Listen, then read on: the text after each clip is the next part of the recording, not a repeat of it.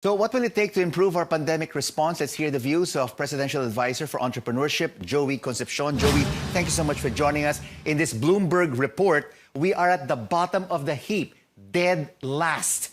The worst place to be in at this point of the pandemic.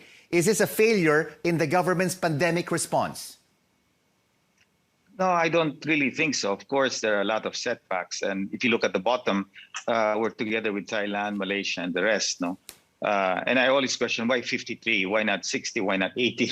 So anyway, what's important here is that, we're challenged by vaccine supply. No? In fairness to Secretary Galvez, if we did not get Sinovac, then the delays with to some extent, Pfizer, Moderna, and even AstraZeneca, all these vaccines are somehow delayed. No? Mm-hmm. And the challenging situation is like India banned the exports of their vaccines to the Philippines. No? We had orders for Novavax and Covaxin, and they're only going to resume exports on October since the Indian crisis is under control right now. So there are challenging situations, and it's the supply of vaccines, as Harry Roque pointed out, that the rich countries and the source of all of these vaccine manufacturers are from America, basically.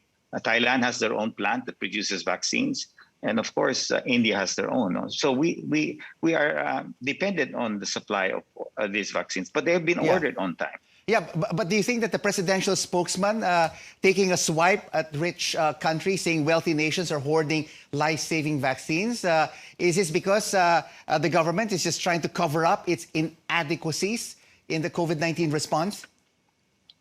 No, I don't think so. You can see that Moderna, there's still a delay. I mean, the stocks are not yet here. There are some trickles. AstraZeneca, we ordered 17 million, about 3.5 million have been delivered.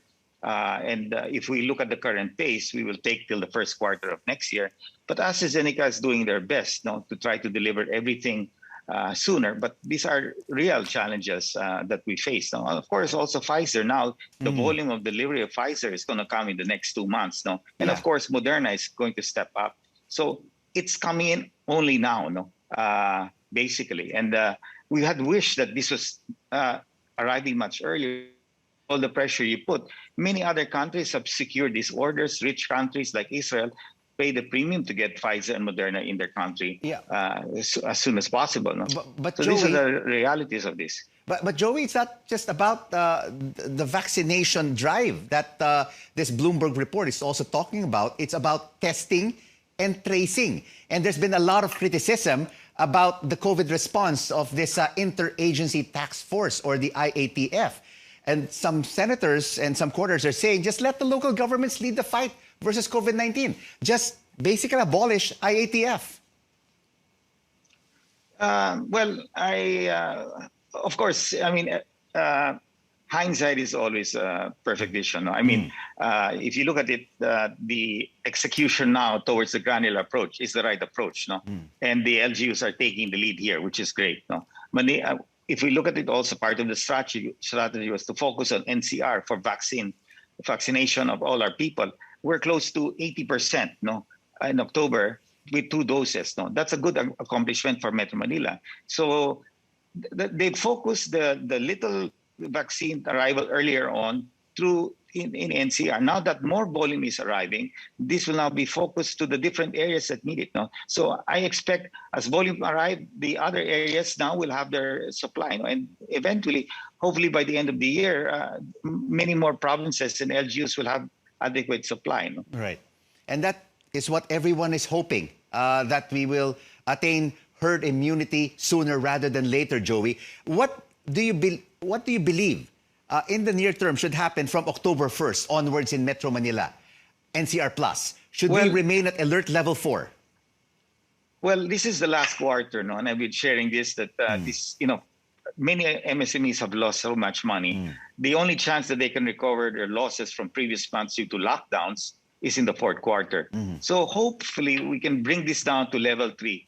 Octo is seeing a bright picture. I mean, yes, the hospitals are maybe full, but they're seeing a downtrend on positivity, and they are not. So there's a great chance that we can bring this down to level 3. Now, I've talked to Secretary Galvez and other IAT members that if we, from level 4, we bring it down to level 3, we allow more, we focus it on the vaccinated, allow them to go out and on these high-risk business establishments. No, in level 4, the percentage capacity is very low. It's only at 10%. So hopefully, if we move down to level 3, that will go up to 30%. The 10%, nobody will make money in that. No, so that's the issue right now. No, they're open, but they're not making money because only 10% is allowed. No?